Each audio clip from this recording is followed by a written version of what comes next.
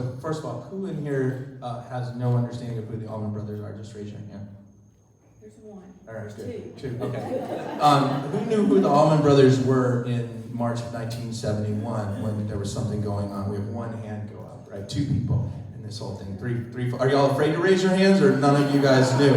The lady here said you were a senior in high school, had no recollection of it. Okay. So Bob Beatty is my name's Bob Beatty, and I do work in state and local history. And I'm going to do a quick moment of personal privilege for Carrie, for the Historical Society, for this community, because I have spent my life in state and local history, local organizations like what Carrie runs. They're the backbone of the historical profession of this country. These are some of the hardest working people, volunteers and otherwise. Very low pay. And a lot of it has to do with just what you care about and doing it. And so I want to literally tip my cap to you. But can you give them a hand, please, folks? All of them. Bigger than that, please. Come on, these folks do that. Thank you. I want to hear it going. Just a little bit. All right, Allman Brothers Band. This is really, where do I start? Duane and Greg Allman were baby boomer era kids. Y'all probably understand the baby boom. Looks like a lot of you guys were part of this. This is coming out of World War II. Veterans come home, and we have a legit baby boom. We're in the middle of the opposite right now. But times were so good, and people were feeling so great. War was over. Economy was booming. Youth had money for the first time ever in human history. Youth had money to spend. And where did they spend it? Many of them spent it on rock and roll and pursuing music. So the Allman Brothers are kind of the third generation of Southerners to make rock and roll music. That first generation, it's really Elvis, Carl Perkins, Jerry Lee Lewis, Fats Domino. Y'all know, I mean, this is all in this area, certainly along the Gulf Coast where all the music venues were and stuff like that. They were the first to really meld rhythm and blues music with country music, which also has a very much a blues tinge to it, and they formed what we call rock and roll today. The second batch of those people were the teen idols, Bobby V and Fabian and Frankie Avalon. This was when the music industry said, man, this rock and roll stuff is really good. Let's package it like we did the old pop stars, Bing Crosby and Frank Sinatra. Let's get these clean-cut dudes. A lot of them are Italian or Jewish, and they give them very Anglo names, and they go out and perform. And it took a lot of the life out of the music. Anytime the music industry kind of comes in and takes over. And what happens is the Beatles break. And any of you who lived that generation as well, when the Beatles break in America in 63, really 64, that changes everything on the landscape. Because the American, outside of the Beach Boys in California, the American music industry was pretty much dead. Southerners, all of us had to leave the South to make it. You did not stay in the South to play rock or rock and roll music. The closest thing you would do is go to Nashville, and that was what? Country music 100% of the time. Well, most of the time. The Allman Brothers had this similar journey. So they start in the mid-60s playing in these rhythm and blues bands. They're playing songs like Mustang Sally, now I'm losing all the names. They always had Beatles songs in their repertoire, Stones, etc., in Daytona Beach. And then their first out-of-town booking agent they sign with has them start the Stork Club over in Mobile. So really their first out-of-town gig, and it's in the book. I know there's some young people here, but Greg called it a nasty blanking place. I use the full words in the book, but I will not use this in polite company on a Sunday in Jackson, Alabama.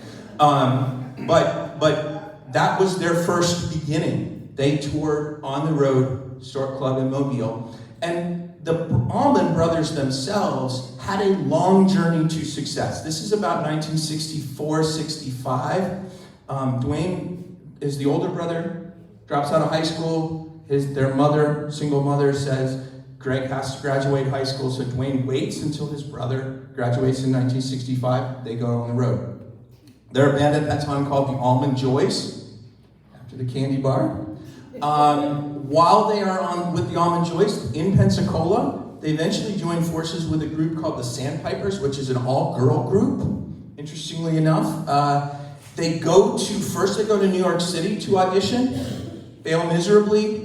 The Sandpipers actually get picked up and signed, but never make it. Then the Allman Brothers, after New York, in summer of 1966, they go to Nashville. They sign under the tutelage of John D. Loudermilk and are trying to make it again. Put out a record, fail miserably. 1967, they get picked up and they go to Los Angeles as part of a group called the Hourglass. And they spend 2 years out there. Again, fail miserably, release a couple records. All of this is in the book.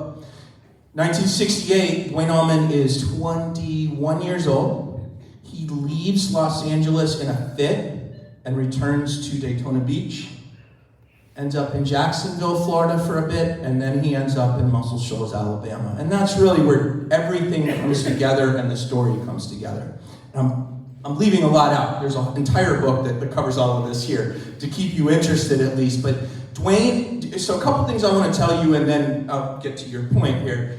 Duane shows up there, Northwest Alabama. In Alabama, I know I'm in the state. And works his way onto a Clarence Carter session first with Rick Hall. A couple months later, Rick Hall calls him up, sends a telegram actually, and says, "Please come. I've got a Wilson Pickett session that I want to have some guitarists on." If anybody was alive in early 1969, was of age where you were listening to the radio, you would have heard Wilson Pickett's "Hey Jude" all over the radio in spring of 1969.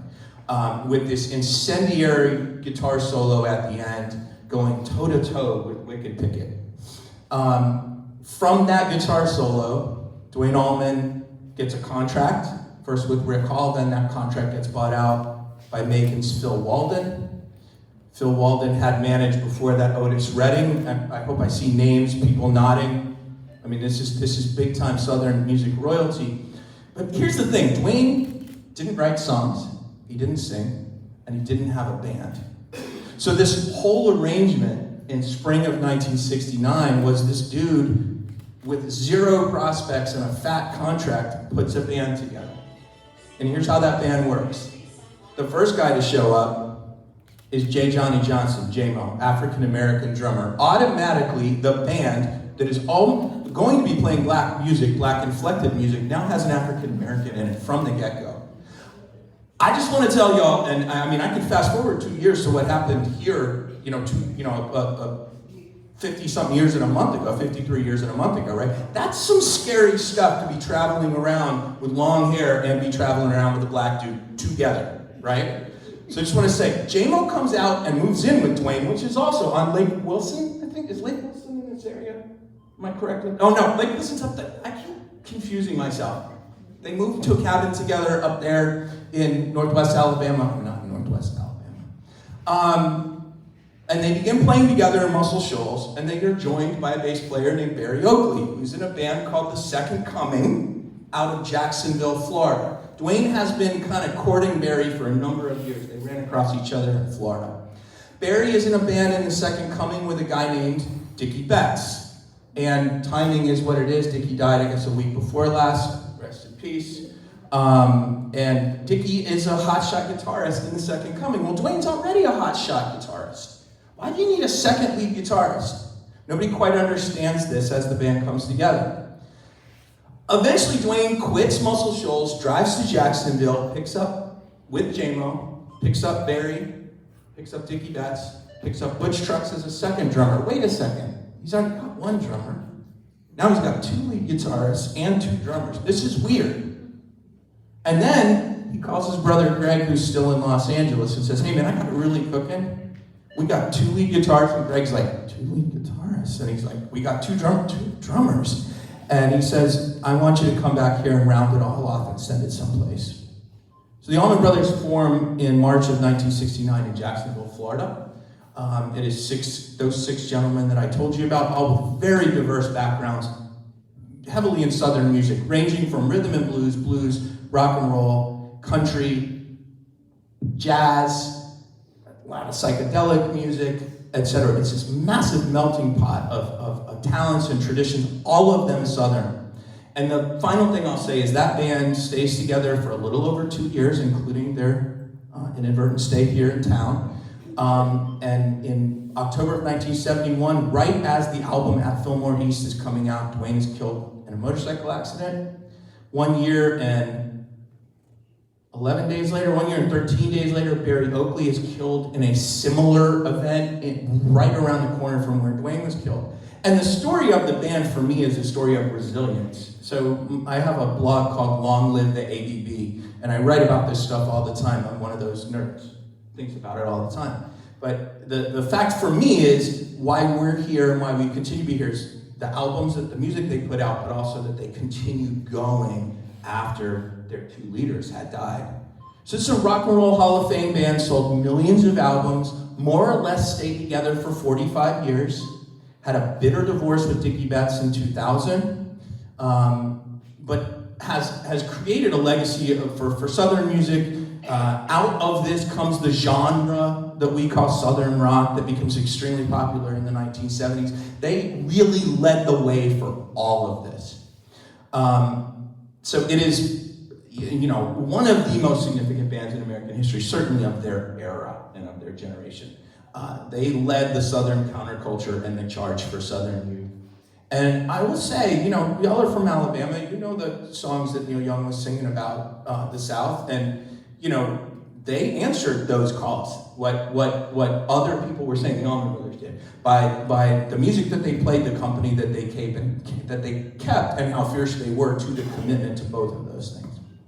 So I don't know if that was even quick. Everybody's still paying attention, so maybe it was quick enough for y'all. That's a really quick overview of the history. The book is about the album At Fillmore East, which is really, if that record hadn't succeeded when it did, I don't think we'd fill a room full of people talking about Duane Allman because he died so soon afterwards, So my book is a certain time period, with a little bit of epilogue in it, and a little bit of me in it, but for the most part, it's about that founding era. And the rest is here, including the article from your quarterly that I was able to reference a couple years ago. I think the first one would be is down in this area of the country. So J-Mo's from Gulfport, Mississippi. J-Mo would often come down and play the clubs down along the Gulf Coast. The Allman Joys did as well. Duane made his name at fame, really. I mean, Alabama is absolutely essential. We're not in Northwest Alabama where all that happened, but y'all have to, you look at that map, like, where did all this come from in this? And I know the documentary says it's in the water, which is kind of, okay. But I'll tell you, really what I think about, and I've thought about this a lot, Alabama and the South. One of the things that happened in this era was the federal government had lots of installations. It was between NASA, between the TVA up there in the upper Northwest Alabama, military installations, colleges and universities. They were really funding a lot of that. And this is a small town South story.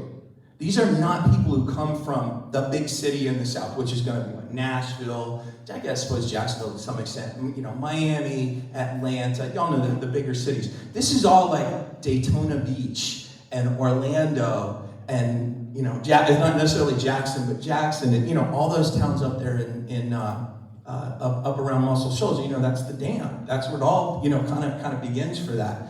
So, with those two things, one is being, yes, they toured through here quite a bit. I just ran the map to see why they ended up going through here on their way from New Orleans to Mobella. It's there because the thing I said to Carrie was, I don't know why they didn't just keep going. Like they know better than to stop in some small southern town at 9 o'clock in the morning looking like pirates. They should know better. I certainly would, I would think. So, This was they toured a lot through here. They avoided Jackson and I think all of Clarke County for the rest of their lives because I think their bonds are still open, right? They skipped, if I recall. They paid their bonds and said we're never going back. So, and then the musicians, of course. So really, happy birthday today, Chuck Lavelle, Tuscaloosa's own piano player who replaced Duane in 1972, stepped into that role. Paul Hornsby is from that area as well, was a big-time producer and had been part of their band. Johnny Sandlin I think he's from up in the Shoals area. But Johnny Sandlin was also a bandmate of theirs, and then later a producer at Capricorn. The roots of Alabama, of this state, are very, very, very deep in this story. Very much so. And by the way, Ramblin' Man, Dickie Betts' most famous song, pulled from Hank Williams Sr., his Ramblin' Country Man song. That's literally where he got the name. So it's all the way down. That's their one big hit. Number 2 in 1973. You know who kept them out? Recorded, by the way, at Shoals Sound. Cher. Half-breed. So ironically, right, 2 years later, Greg marries Cher, and she's who keeps the Allman Brothers out. I just think it's like one of those little factoids. Yeah, it's always something. And if any of you have seen any music documentaries or anything else, LA is a production method, kind of the way that they do things. And when the Allman, they were called the Allman Joys. They get signed. They go out to LA and are renamed Hourglass. That's the name. And they're dressed up. Carrie's right. Like, they were in psychedelic finery. There's one picture that I'll post every now and again on my social media that Duane has basically a doily around his neck. I mean, it just looks weird. They look like they're all dressed up in these weird psychedelic clothes. So in LA, the record label had seen Greg. Was like, oh, this dude's good looking, and he's got pipes, and he's got this blonde hair, and he's got all this charisma. So they were trying to make him the front man. And Duane was like, hey, I'm here too, and he was a really good guitarist. So they come to Muscle Shoals and record demos as Hourglass in 1968, and they're at Fame. They're at Fame because Johnny Sandlin, who's in their band, has encouraged them. He has a relationship there. And they record these demos, and they go out, and they just love it. They're having such a good time. Because in the South, things are a little looser. They're not as corporate. This is an independent studio in Northwest Alabama. And they do things the way that we do things differently down here. And certainly at that era, the recording industry in the South is so less professionalized. I think it's a matter of that comfort level with your people and who you are at home. And the South, y'all, is a big, big, big, big, big part of this story. All 6 of the original Allman Brothers 5 of the 6 are from the South. Barry Oakley's actually from Chicago, but the story is, as I quote, he came down south as soon as he had enough sense. That's the story that he says. We can all laugh about that, right? Because there's something. But so they have this kind of deep sense of place. And they had failed. They've gone to New York and flopped. They've gone to Nashville and flopped. They've gone to LA. And really, this was their last shot. And they said, we're just going to do it our way. And, the mix of talent. And then, of course, when they found Phil Walden as their manager and he began to support them, they were able to grow their music and their sound outside of the pressure of having to record and sell hits and get on AM radio, which they had, all 6 of them had failed at various times. So, I think it's a combination of the way that they did things at Fame was vastly different than LA or New York or even Nashville, and it was just more comfortable. And Duane, the quote he says is something about, I just wanted to get all that jive Hollywood crap out of my head. And is there any better place to do that than the South? We pretty much are the opposite of that, still to this very day. So I think it was a matter of getting home. And you have to remember, Duane's career is like 1967 to 71. 67, he starts recording with Hourglass, and 71 is when he dies. It's a really short, meteoric career. And the South was pivotal. When he comes back home, that's when he makes the music that he's most famous for.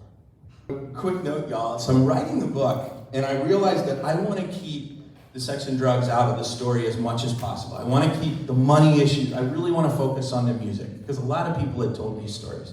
So I wrote the whole thing, and I had an editor look at it, and I realized, wait a second. In April of 1970, so about a year before this, Twiggs Linden, who was their road manager and had been road manager for Otis Redding and also for Little Richard, actually, for a time. So Twiggs, been around. Twiggs in Buffalo, New York, goes to get payment the next morning, and the guy refuses to pay him, so Twiggs pulls out apparently a very sharp fishing knife and proceeds to fillet the gentleman and kills him. Ray Aliotta was his name. He was connected with the mob in Buffalo. Twiggs stayed. He did not flee. The cops kept a couple other witnesses who were there to get gear. The band continues on, and Twiggs, super long story short, ends up not guilty by reason of insanity. Being on the road with the Allman Brothers literally cooked his brain. He served a year, and I think the dude he killed wasn't all that popular anyway, because he was a connected mob guy. And so he served a year in a mental hospital, correctional institution kind of thing up outside of Buffalo. That happens a year before this event. The event that happens here then happens May, and it is a week, no lie, after they record this concert, which my book is about, and that blew me away. I put those stories back in because I realized, like, I have to tell these stories, but I didn't want to focus on them. And Sue, my editor, was like, thank God you put those in. Like, your book would have had a big hole. Like, it was dangerous. It was dangerous, period. And not because the road manager was stabbing people and not being paid, and not because they were showing up in a diner in the morning wasted and, public menace, I guess is what you might call it. Is that what we called it back in the day? Like, you're disturbing the peace, I guess, right? Extremely much. But, that they avoided more of that. And there are lots of incidences throughout where they had fights. Lots of incidences either over the white dudes having long hair or having a black dude in the band. That was a continual issue for them really throughout this era. And I'll be honest, I know we're not going to focus on y'all's story here today, but, I can only imagine, and I think I read it in your piece, how scared J-Mo was when that happened here. J-Mo being the African-American in the band. And that's a story that they said, that I know is in that circuit. They moved all of the white guys into the jail where J-Mo was. 1971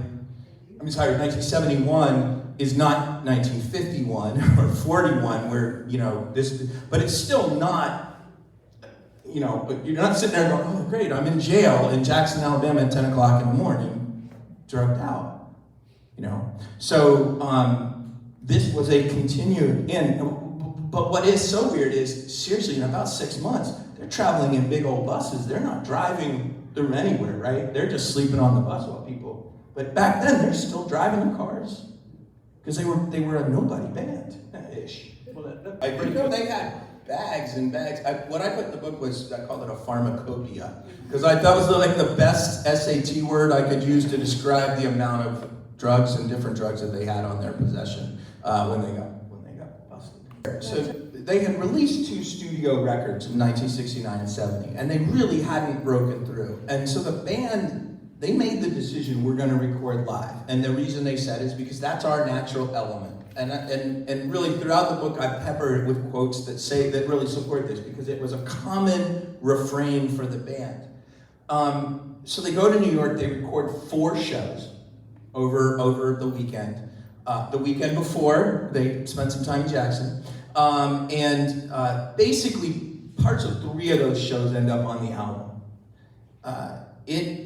Why does it still resonate? I think number one, it is a clear documentation of Duane Allman's artistic vision, and people like that. And when I say artistic vision, I mean the band as well as the music that they were playing, because that is a big band, 6 parts, all of them communicating, talking in the moment. They're all improvising all the time. When you listen to that record at Fillmore East, they are composing in the moment. There's not a single overdub on that album. What a lot of live albums from that time are, a lot of live albums, period. They would go and fix notes, fix vocals in post-production, in the studio. None, 0. Not a single overdub on that album. They patched 2 versions of You Don't Love Me together, and they took out a harmonica solo in Stormy Monday. It is 78 minutes of brilliantly played music composed in the moment. I find it to be, they are one of the most conversational groups. When I listen to them and I listen to that record, they are talking to each other constantly. And when you listen to as much as I have, which is a lot, I wrote a book, and I've been consuming this for years. I'm still hearing different things at different moments. There are times when the bass will be spurring the rhythm guitar, sometimes the drums, sometimes the action, most of the times the soloist. It endures because it's a very, very well-conceived album. It was brilliantly recorded. Tom Dowd captured that room beautifully. In the quiet moments, You Don't Love Me, where Play All Night comes from, 1618 in You Don't Love Me. Listen for it today when you're done. I mean, you're in New York City. I don't know how many of y'all have been to New York City or concerts, but I just want to say New York has a continual murmur to it. You ever been to New York? There's a lot of energy in New York City. Rooms like this they're popping. And when a band is playing, that crowd is on edge and they're listening. And on this record, when the band is quiet, that crowd is whisper quiet. They're listening so intently. And I think, to get to your question, Carrie, that carried over to us. That was the key, was we want to put a record out that sounds like us on stage, because that's where they were known and did their best work. And it worked. And there's a couple other factors. They released it as a double album for a single album price. That was a trick, because they said this is the people's band, and music's for the people. They had a massive marketing campaign for it afterwards. They, in between time recording the record and releasing it, they closed Fillmore East. They still hadn't had a hit record yet. So, they were on the cusp. People knew them, people expected them. They were looking for this record. It came out. It was like this perfect storm of everything. And then, of course, 6 weeks later, Duane's dead. And it changes everything for them and really for the rest of the story. I got kiddos in here. It's a dang good record. It's a beautiful, brilliant record. And it does still resonate and stays timeless. Plus, if you play guitar, it's loaded with licks. Who plays guitar in here? We got some guitarists in here? Just a couple of you guys willing to raise your hand? I mean, it's endless licks that can confuse you and inspire you all at the same time. Duane and Greg were estranged when Duane put the band together. They were not on speaking terms. It had been about 6-8 months, and it was because Greg hightailed it back to LA, where he had a record label waiting to promote him as a star, and apparently he'd be pretty popular with the ladies out there too. And so Duane was really mad at him. And yes, Duane. There's several threads to this story, but one was they had to convince Duane to call him. J-Mo says Duane all along said, there's only one person who can sing in my band, and that's my brother. But he did have to be convinced. Now, back to your other story. Greg shows up to Jacksonville. They're playing. And apparently Greg walks in. The quote Dickie says is, walks in, goes up against the wall, goes, Jesus Christ, what a band. And then says to Duane, I'm not sure I can cut this. This is a really good band. And apparently Duane pulls him aside, the story is. Says, you little, because Greg was the little brother. How dare you? I got all these nice people here telling them how great you are, and now you're too afraid to sing. Apparently Greg goes, count the damn thing off, and he gets started, and that's where it goes. You're absolutely right. He had to be convinced to call Greg, and Greg at first was a little reluctant or was a little unsure, because that's a good band. He walked into a room full of killers right there. Good question. Can I say something real quick about Dickie Betts, since we really haven't talked about that? So Dickie Betts died, week before last. And I, as a human and as a fan, am really pleased to see all of the love and respect that Dickie got. Dickie was Duane's partner. And when you read my book or you read anything Dickie has to say about Duane Allman, their relationship was really, really, really intimate and special. And Dickie had a very hard time as an artist. Hard time might be the wrong word. I don't think he ever found that same. He played beautifully with a lot of other people, but there was something going on really with the two of them. And the fact of the matter is, Dickie was the leader of that band from the time Duane died until the time Dickie left the band in 2000. So I do just always want to give a love. I can give a love to all of those guys individually, but since we just lost Forrest Richard, I figured I would give a little plug. Dickie wrote really some of their most famous songs in memory of Elizabeth Reed, which I'm repping today. Jessica, Blue Sky, Revival, course, Ramblin' Man, and a whole bunch of songs when they got back together in the 90s. He was pretty much their primary songwriter as well. Yes, whether or not you're interested in the Allman Brothers or not, I did my best to try to tell a story that was just interesting, period. History's all about contingency, it's all about if-then, it's all about context, and trying to place this story within the story of their lives and of their times was really important to me, because I'm a local. When it all comes down to it, I do what you do. I do what I live in a local community, and I study history really from that level forward. And this is a local history story that happened in this place. Big part happened in this place, but it happened all over, peppering all throughout the South. And I've been to a lot of these places. In fact, I finished writing this book in Muscle Shoals on the 50th anniversary of Duane's death. Total accident. It was just the way timing went. But I was like, I need to go where this story happened. So I got a little Airbnb and placed myself in there and finished that last draft. Because really, I connected with myself as a Southerner very much as I wrote this book too. Thinking about where I'm from, the people I'm from, where this story fits in, and into all of that. So yes, we will talk about that PhD. It can be done. It can be done. Thank you so much. Thanks, y'all.